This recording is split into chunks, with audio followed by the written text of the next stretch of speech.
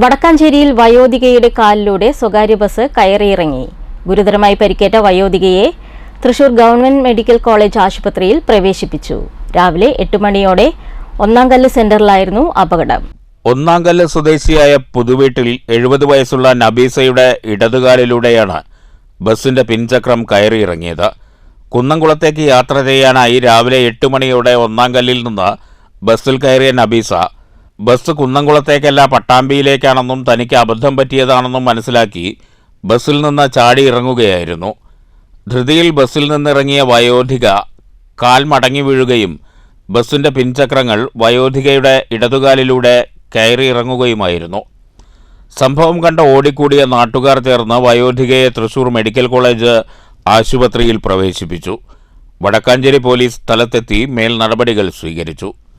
News bureau, Thrissur.